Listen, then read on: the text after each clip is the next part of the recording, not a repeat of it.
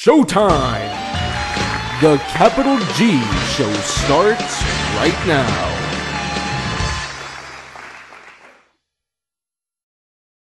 What's up YouTube, Capital G here. So guys, the ban list is out earlier than expected. I'm going to give you guys my full impressions of it, going to give you guys my thoughts, and just going to do like a whole discussion on it. I'm trying to shoot this in one take because I feel like my views are a lot more genuine when I don't really know what to expect, and you know, these are like my first impressions of it. Alright, so my first impression is I like this list a lot. I like it more than previous formats. I mean, to be honest, I like last list a ton. It's just, I thought that 6 cents ruined the entire, 6 cents in return really just ruined the list.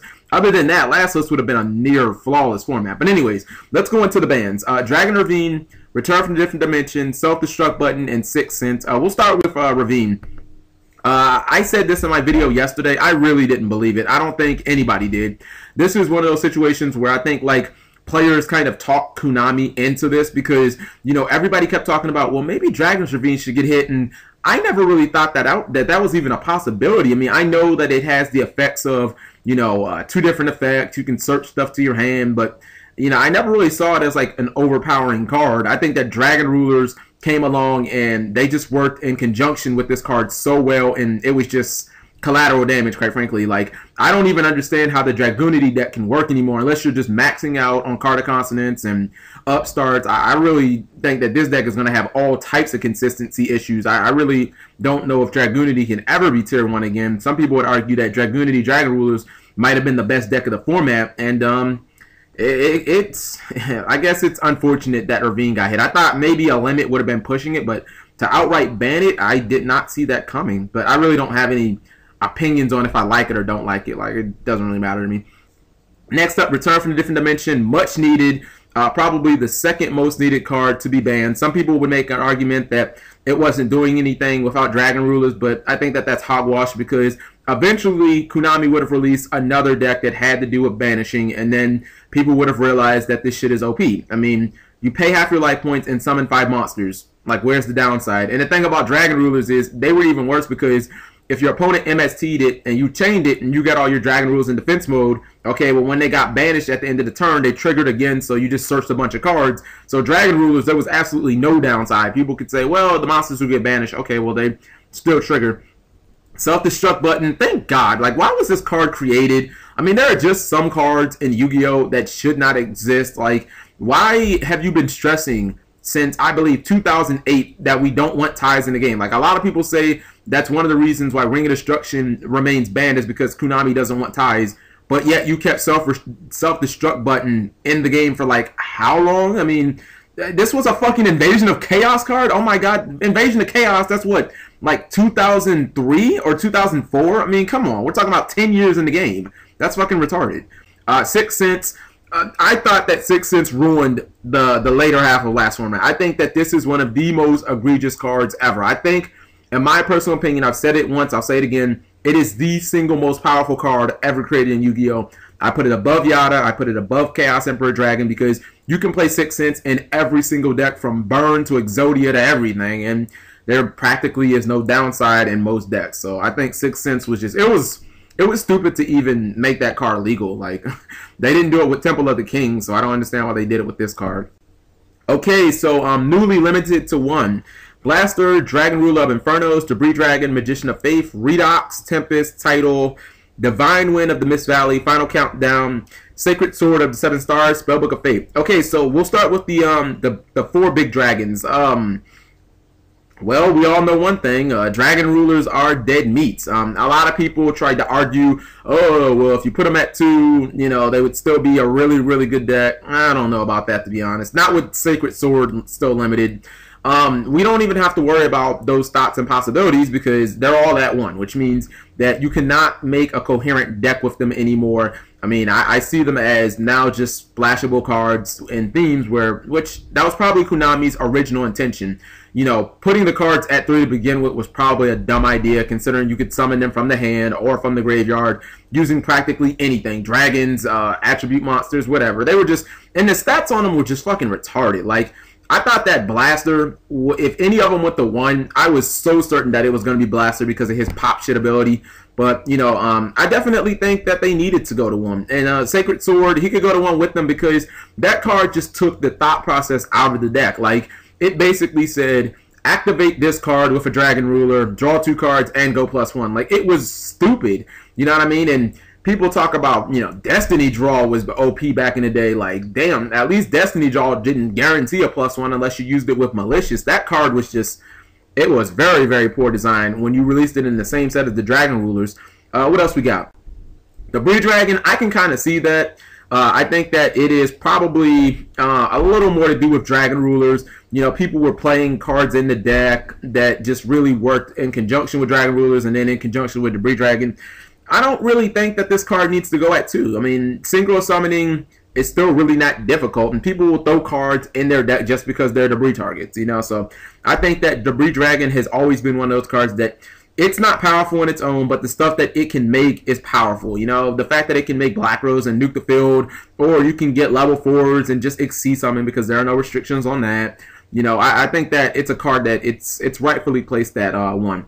Magician of Faith, finally, Konami can finally realize that this card is bad. You know, I'm not saying that it's a bad card, but it's bad in the game that we have. The game that we have where pretty much setting monsters is a liability outside of things like Gravekeeper Spy or Girja Armor. I mean, those are pretty much like the only viable cards you can set, and Girja Armor has the 1900 ass to protect itself, and if your opponent attacks, you know, you're a +1 and all of that other bullshit. But with there being not that many good spells left in the game, it's like, what are you going to get? There's no Reborn, there's no Heavy Storm, there's no Brain Control. Like, there's nothing really that good to get, and now that they're hitting things like 7 Sword, I mean, you can get Dark Hole, and, like, what else? If I'm playing in Sectors or something, I guess I can get back my Zexcalibur Sword. But, you know, I just look at Magician of Faith and, like, you know, I mean, could they use it in Spellbooks maybe? Or, you know, Gravekeepers or something? Like, where is this card really going to fit in well? You know, that's what I really want to know. So, yeah, I think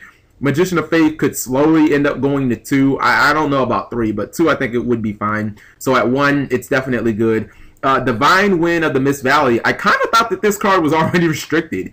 You know, I thought that this card got hit when Birdman got hit. I thought they got hit at the same time. Maybe it went to 2, so I really don't have any thoughts. I know that there's some, like, OTK, and honestly, I mean, it's really easy to bounce stuff in this deck because of Mist Valley Falcon and stuff like that.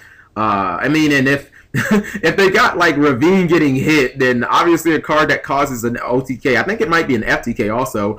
Obviously, I could kind of see that getting restricted as well. And then Spellbook of Fate. Alright, a lot of people didn't like it. I'm sorry. Spellbook of Fate had to go to 1. I said that it could go to 1, and you guys called me an idiot, as usual. 40 dislikes in the video. I said Spellbooks were still not balanced. This card covers too much fucking ground. It doesn't target, first off. So when you activate it, your opponent is stunned. They can't do shit. If they try and bounce one of their monsters so that it doesn't get banished, then okay, well, you can just, you know, bounce one of their spells or traps. You can hit another monster. It's like, you know, their monsters attack. They can flip their monsters face down. They can banish it. They can bounce spell or traps. The card does too much, man.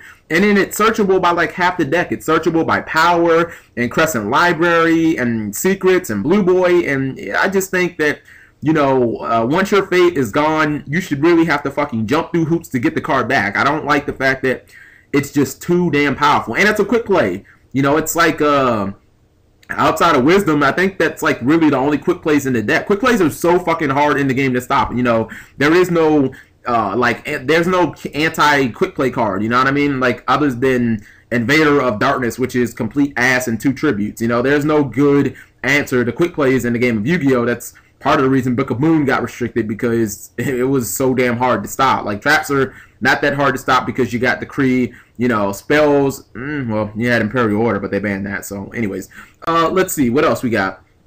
Semi-limited to 2. Chaos Sorcerer and Lonefire Blossom. Okay, Lonefire Blossom's at 2. I'm a little hyped about this because with 2 Lonefires plus 3 Call of the Haunted, we can do some interesting shit. You know, I can go Lonefire Titanial and make a beatdown plant deck, like, as I've said that I have wanted to do for a long time now. And this might have something to do with the new, you know, excavation plants that are coming out soon. But, you know, I look at this and I'm just like, I'm just more excited about plant beatdown or plant synchro more than anything. Like, I mean, those new plants are cool and everything, but with Lonefire at 2 plus Call the Haunted at 3, you know, shit might get real.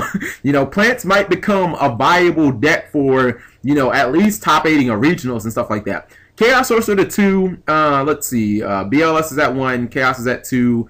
I'm not really sure if that makes Chaos Dragons more viable, or, you know, if it makes Twilight more viable because it's only 1 card. You know, Chaos Sorcerer wasn't doing a ton at 1 anyway, and you know, Evil Swarm is still going to be a popular deck, and most decks that use Chaos Sorcerer, like Twilight and what do you call it, Chaos Dragons, they just auto lose to Ophion. So, you know, I can't really see what this is going to help. Maybe Old School Stun, but that once again, that's a deck that is going to be hindered hard by Ophion. So, you know, Chaos Sorcerer, I think, makes a doesn't make much of an impact. I think Lonefire opens up a lot of possibilities, especially with Sportsteller. Oh my god, I just fucking thought about something.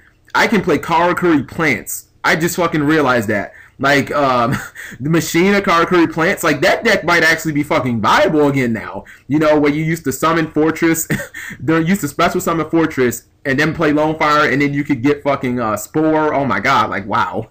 I mean, okay. Alright, anyways. No longer limited. Let's see. We have Archlord Kristya, Mezuki, Plaguespreader, TG Striker, let's go. Tour Guide from the Underworld. Oh man. Okay. Fire Formation Tenki and Constellar M7. I can't pronounce that word with the P because why is there a word that is PT? Like, that doesn't make sense. Anyways, Kristya wasn't doing anything, so I can kind of see that. Mezuki and Plaguespreader, Konami hinted that they were trying to help out zombies. I said that both of these cards could be unrestricted because the script has been written. If you can't beat zombies by now, it's your fault. I mean, it's as simple as that, you know? That's your problem. Deal with it. I mean, zombies have been out and have been competitive since, you know, well, they had some success during the Teledad format. I mean, we know how to beat the deck and play, you know, Soul Drain, play Macro, play D-Fisher. They can't handle that shit. TG Striker was much needed because, you know, I mean, why was the card limited? Like, TG Agents never did a damn thing in the TCG. Like, they were good in the OCG because they didn't have Tour Guide, and we had Tour Guide, so the deck was irrelevant. Speaking of Tour Guide is at 3. I understand that Sangan is not at 3. The deck that I'm looking at is Dark World, and, you know, while Tour Guide might be a lackluster engine and a lot of decks, in Dark World, it is still really fucking legit because it opens up Levier plays so you can get your Dark World monsters back that you banished from Allure or Gates. It opens up quick Grapha bounces because you can pull Brow straight from your deck and then bounce Brow. I mean, I think Dark World got a little indirect support here, and I'm not sure if I'm on board with Tour Guide at 3 now.